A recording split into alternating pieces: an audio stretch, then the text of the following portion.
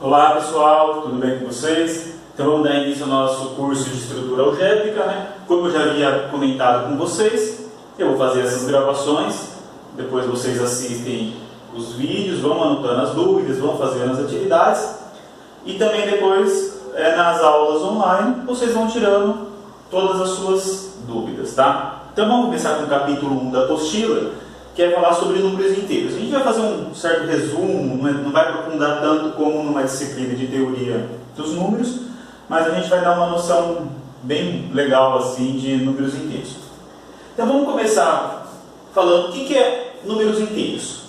O que é o conjunto dos números inteiros? O conjunto dos números inteiros é o conjunto denotado por esse símbolo Z, onde ele vai só da parte inteira infinita e a parte inteira até menos infinito. Então ele vai de 0, 1, 2, 3, 4 até infinito, menos 1, menos 2, menos 3, menos 4, menos 5, até menos infinito. Sempre as partes inteiras. Tá.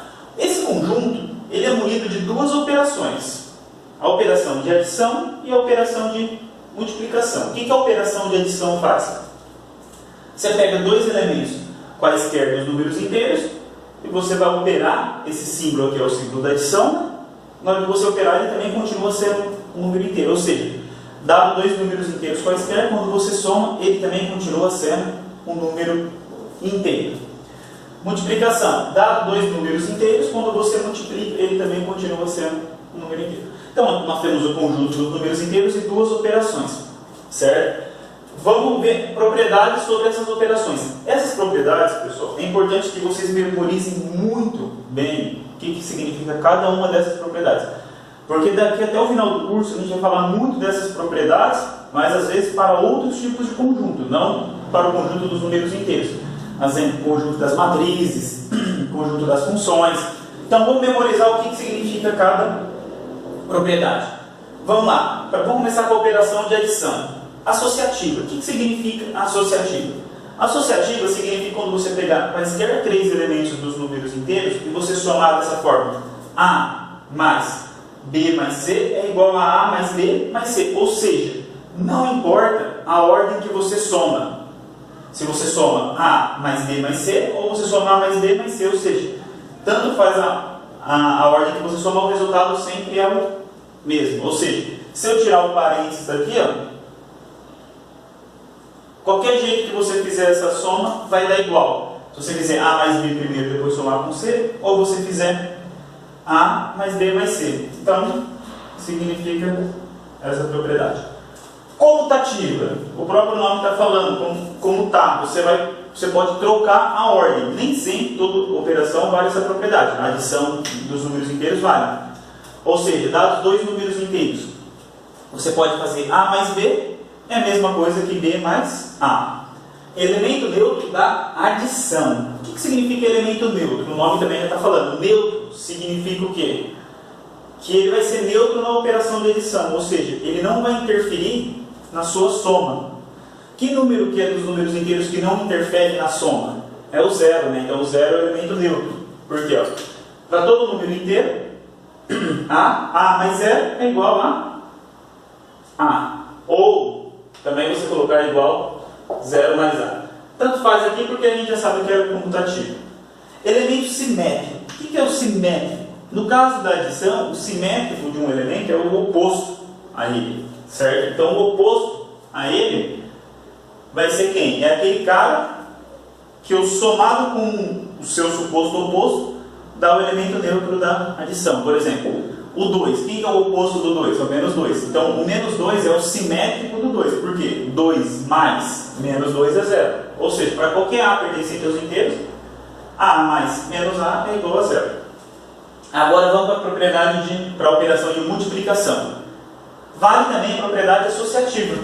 Para todo A, B e C pertencente aos inteiros, A vezes B vezes C é igual a vezes B vezes C. Tanto faz a ordem que você vai multiplicar. Ou você pega esse cara e multiplica esses dois, ou você pega esses dois e multiplica isso aqui. Tanto faz.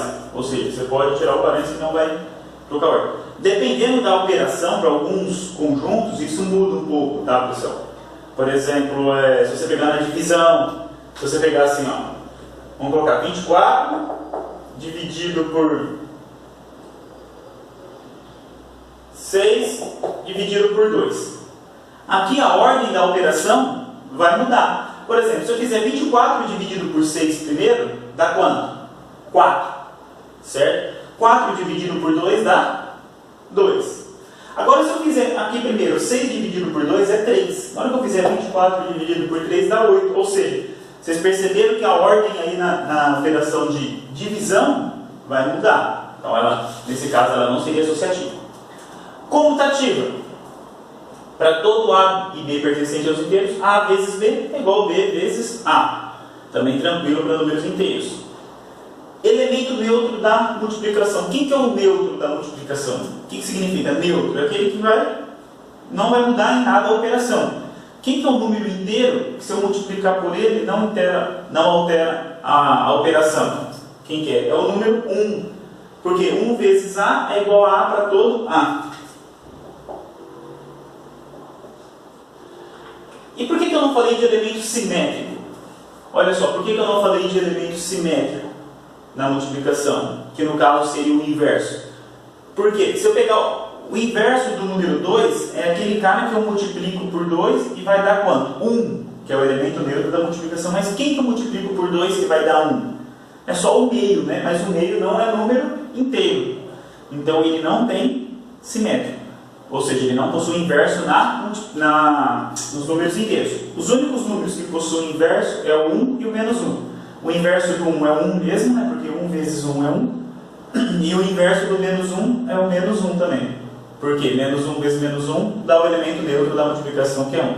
Uma outra propriedade aqui sobre os números inteiros é a lei do anulamento do produto. O que significa essa propriedade? Ela fala o seguinte: se você pegar dois números inteiros e o produto deles for 0, o elemento neutro da adição, significa que pelo menos um dos dois tem que ser o 0. Isso aí é a lei do anulamento do produto. Vamos ver que para outros conjuntos isso nem sempre é verdadeiro, mas para os números inteiros sim. Distributiva da multiplicação em relação à adição. Quando você pegar três números inteiros quaisquer, A, B e C, e você fizer A vezes B mais C, é a mesma coisa que você fizer A vezes B mais A vezes C.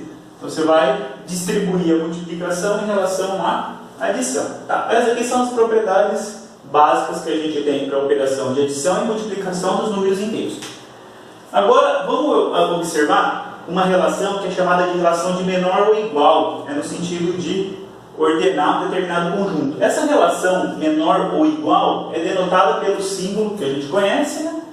E essa relação de menor ou igual, ela satisfaz algumas propriedades. Por exemplo, reflexiva. O que significa reflexiva? Que todo elemento se relaciona com ele mesmo, ou seja, para todo A pertencente a Z, A é sempre menor ou igual a A. Todo número inteiro é menor ou igual a ele mesmo. Transitiva. O que significa transitiva? Quando você pega três números inteiros, se A é menor ou igual que B e B é menor ou igual que C, implica que A é menor ou igual que C. Essa é a propriedade de transitiva. Antissimétrica.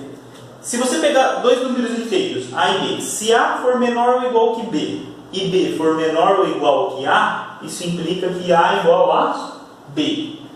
Totalidade. O que significa totalidade? Dado quaisquer números inteiros, A e B, ou A é menor ou igual que B, ou B é igual ou menor que A. Não. Sempre tem que acontecer alguma dessas duas relações. Compatibilidade com adição. Se A é menor ou igual que B, e eu somar um C dos dois lados, eu continuo ainda tendo a relação de menor ou igual. Por exemplo, se A é menor ou igual que B, isso implica que A mais C também continua sendo menor ou igual a B mais C. Para qualquer C pertencente aos inteiros. Tá? Então, isso aí é compatível com a adição, essa relação. E compatibilidade com a multiplicação, se você pega dois números inteiros positivos, A e B, o produto também continua sendo positivo. Só uma observação aqui, o conjunto dos números inteiros positivos será denotado por esse Z com esse mais. Aqui então fica 0, 1, 2, 3, aqui são os inteiros positivos. E o conjunto dos inteiros estritamente positivo, ou seja, por que estritamente positivo? Porque você tira o 0. Então, estritamente positivo começa a partir do 1. 1, 2, 3, 4, ele vai ser denotado por Z mais asterisco, tá? Você excluiu o 0. Então agora, mais umas propriedades, regras de sinais. Com o símbolo, agora, apenas de menor, tem várias seguintes implicações. Se A é estritamente maior que zero, ou seja, A maior que zero, e B também é estritamente maior que zero, o produto deles, A vezes B, também vai ser estritamente maior do que zero. Se A é maior do que zero e B é menor do que zero, implica que A vezes B é menor do que zero. Também, se o A fosse menor do que zero e o B maior do que zero, também teríamos essa condição. Quando você tem um produto de dois números inteiros, se um dos dois for menor do que zero, e o outro for maior do que zero, o produto vai ser menor do que zero. Agora, se ambos, A for menor do que zero e B menor do que zero, o produto A vezes B é maior do que zero. Isso aí é umas regrinhas básicas aqui de sinais que a gente já conhece. Princípio do menor número inteiro de um conjunto. Então a gente pega um conjunto L, que é um subconjunto dos números inteiros. Tá? Vamos pegar L, um subconjunto dos números inteiros, não vazio. A gente fala que esse L é limitado inferiormente. Ou seja, o que significa falar que ele é limitado inferiormente? Significa que existe um número inteiro tal que todo número do conjunto L é maior ou igual que esse suposto número inteiro. Ou seja, porque esse suposto número inteiro ele vai limitar inferiormente o nosso conjunto L. Então, ó, dizemos que L é limitado inferiormente se existe um elemento A pertencente aos inteiros tal que A vai ser menor ou igual que x para todo x em L. Ou seja, nenhum x em L é menor do que A. Ou seja, ele é limitado inferiormente. Ou seja, para qualquer x que você pegar em L, ele sempre vai ser maior ou igual que esse A. E esses limites inferiores podem ser que exista mais de um. Tá? Então, o que se fala que um conjunto é limitado inferiormente? Se existe um A pertencente aos inteiros, tal que todo número desse conjunto L é sempre maior ou igual que esse A. Olha lá, todo número desse L. Então, ele é limitado inferiormente por A. Exemplo, olha, vou pegar ele, conjunto formado pelos números menos 2, 0, 2, 4, 6, 8. Ele é um subconjunto dos inteiros e não vazio. Observa que ele é limitado inferiormente, né? E os limites inferiores dele são quem? Menos 2, menos 3, menos 4, menos 5. Por quê, pessoal? Qualquer número que você pegar desse daqui, ele sempre vai ser menor ou igual que qualquer número de L, não é? Ou seja, qualquer número de L é maior ou igual que qualquer um desses daqui, não é? Então esse L é limitado inferiormente. E a gente fala que um conjunto limitado inferiormente possui um mínimo. Você já sabe que ele é limitado inferiormente. A gente fala que ele possui um mínimo se esse mínimo, se um dos limites inferiores for do meu conjunto L. Por exemplo, olha aqui, ó, quem são os limites inferiores? Menos 2, menos 3, menos 4, menos 5. Algum desses limites inferiores é do meu conjunto L? Sim, o menos 2. Então esse conjunto ele é limitado inferiormente e o menos 2 é o mínimo. Olha lá. Então dizemos que um conjunto L limitado inferiormente possui um mínimo se existe um L pertencente a L. Olha a diferença aqui, para limites inferiores. O meu limite inferior tem que estar em Z. Porque aqui você tem o Z e aqui dentro você tem o L. Então meu limite inferior tem que estar em Z. Aqui meu limite inferior tem que estar na onde? Em L. Ou seja, para ser mínimo, o limite inferior tem que estar em L. Tal que L é menor ou igual a x para todo x pertencente a L. Então, no caso do exemplo anterior, o mínimo desse conjunto L é o menos 2. Por que o menos 3 ele é limite inferior, mas ele não é mínimo? Porque o menos 3 não está em L. Mesma coisa com o menos 4, menos 5 e assim sucessivamente. Bom, agora vamos falar de indução. Aqui, pessoal, provavelmente, eu lembro que a gente viu um pouco, bem rapidamente, em matemática elementar, né? Essa indução, mas vocês devem ter visto alguma coisa mais aprofundada, às vezes, em análise, tá? Por quê? Esse princípio da indução, ele ajuda a gente no quê? A gente fazer algumas provas matemáticas onde a gente tem uma afirmação que envolve uma incógnita, que são números inteiros. Tá? Então, esse vai ser um método muito prático usado para fazer algumas justificativas, algumas provas sobre determinadas afirmações, sobre os números inteiros. Basicamente é assim, ó.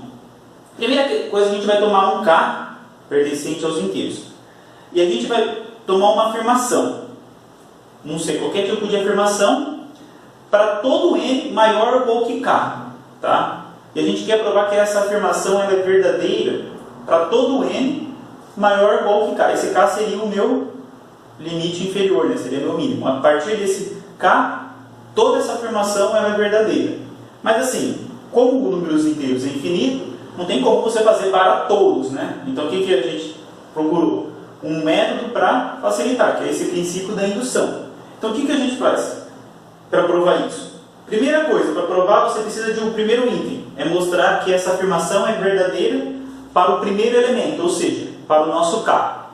Depois que é feito isso, a gente supõe que vale para um certo R maior do que K e prova que vale para R mais 1. Ou seja, a gente supõe que vale para um número anterior e prova que vale para o da frente. Se isso acontece, vai valer para todo número inteiro. Então, o que é isso? Então, dado K pertencente aos inteiros, suponhamos que a cada inteiro n maior do que K esteja associado a uma afirmação Pn. Pn é uma afirmação que a gente quer provar. Então, essa afirmação Pn será verdadeira para todo número n maior do que esse K, desde que seja possível provar os seguintes itens. Qual? Primeiro, que P de K é verdadeiro, ou seja, vale essa afirmação para um número K que você tomou em questão. E se P de R é verdadeiro para R maior do que K, então você supõe que vale que P de R é verdadeiro para R maior do que K e mostra que vale para o seu sucessor, ou seja, PR mais 1. Você mostra também que ela é verdadeira. Então, princípio da indução. Primeira coisa, a gente toma o nosso K e uma afirmação. E a gente quer provar que essa afirmação é verdadeira para todo n maior do que esse K. Como que a gente prova? Primeira coisa, mostra que vale para o primeiro termo, que é o P de K, mostra que ele é verdadeiro. Você supõe que vale essa afirmação para um certo P de R e mostra que vale para o da frente. Tá? Então, ó, vamos pegar esse exemplo aqui. Ó. 1 mais n é menor ou igual a 2 elevado a n para todo n maior do que 0. Ó. 1 mais n é menor ou igual que 2 elevado a n para todo n maior que 0. Por exemplo, se eu pegasse para n igual a 0, o que significa? 1 mais 0 menor do que 2 elevado a 0. Verdade, né? Porque aqui dá 1 e aqui dá 1. Menor ou igual. Se eu pegasse n igual a 1, como ficaria? 1 mais 1 é menor do que 2 elevado a 1? Sim, né? 2 é menor ou igual que 2. Se eu pegasse para n igual a 2, o que é isso? 1 mais 2 é menor do que 2 ao quadrado? Verdadeiro. Se eu pegasse para n igual a 3, 1 mais 3 é menor do que 2 elevado a 3? Sim, né? Aqui dá 4 e aqui dá 8. Bom, se vocês perceberem, aparentemente vale para todo n.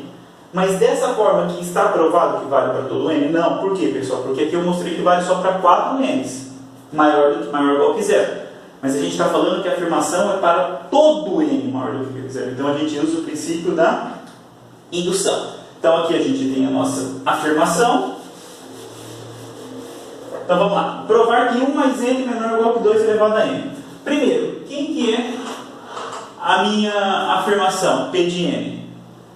É 1 mais n menor ou igual que 2 elevado a n. Quem que é meu K? Quem que é meu limite inferior que eu estou tomando? O K é igual a 0. Então a primeira coisa que eu tenho que fazer, o primeiro passo é mostrar que P de K é verdadeiro. No caso, o P de 0 é verdadeiro. Eu já até comentei aqui, né? P de 0 é verdadeiro, pois 1 mais 0 é menor ou igual que 2 elevado a 0 que 1. Então, beleza. Agora, vamos supor que vale para um certo R maior do que 0. Então, ó, suponhamos que P de R seja verdadeiro para R maior ou igual que 0. Então, vamos supor que vale. Ou seja, se ele é verdadeiro, se essa afirmação é verdadeira, significa então que 1 mais R é menor que 2 elevado a menor ou igual que 2 elevado a R. Se eu suponho que vale para esse R, agora eu tenho que mostrar que ela é verdadeira para quem? R mais 1. Então temos que provar que P de R mais 1 seja verdadeiro. Ou seja, o que significa provar que P de R mais 1 seja verdadeiro? Se você substituir o N por R mais 1 aqui, fica então, você tem que provar que 1 mais 1 mais R é menor do que 2 elevado a R mais 1, certo? Então vamos lá, de fato. 1 mais 1 mais R, o que é isso? Lembra da propriedade associativa da adição? Isso aqui é 2 mais R, certo? Se eu somar, o R não é maior ou igual que zero? Se eu somar um R aqui, isso daqui 2 mais R vai ser menor do que 2 mais R mais R. O que é R mais R? É 2 vezes R. Então aqui fica 2 mais 2 vezes R. Se eu colocar o 2 em evidência, lembra da distributiva da multiplicação em relação à adição? Isso aqui é 2 vezes 1 mais R. Só que, olha só, por hipótese de indução, isso daqui, pessoal, é chamado de hipótese de indução. Às vezes indicado como HI, tá? Hipótese de indução. Essa hipótese de indução é o que a gente supõe e mostra que vale para frente. Então, por essa hipótese de indução, 1 mais R é menor do que 2 elevado a R. Então, 1 mais R é menor do que 2 elevado a R. Então, eu repito 2 aqui, né? Isso aqui é menor do que 2 vezes 2 elevado a R. O que é 2 vezes 2 elevado a R? É 2 elevado a R mais 1. Portanto, 1 mais 1 mais R é menor ou igual que 2 elevado a R mais 1. Ou seja, se eu supus que valia para R e mostrei que vale para R mais 1, essa afirmação então aqui é verdadeira. Repita os processos, pessoal, tentem fazer isso daqui para ver. Então, como atividade, lembrando que eu comentei com vocês, toda aula eu vou deixar atividade referente ao nossa apostila. É para vocês fazerem o exercício 1, da apostila do capítulo 1, tá? Então, somente o exercício 1 que vai falar sobre indução. Anotem as dúvidas, não deixem acumular essas atividades, pessoal, porque na hora que for fazer a prova vai se enrolar, certo? Então, até mais, pessoal, e boa semana para todos.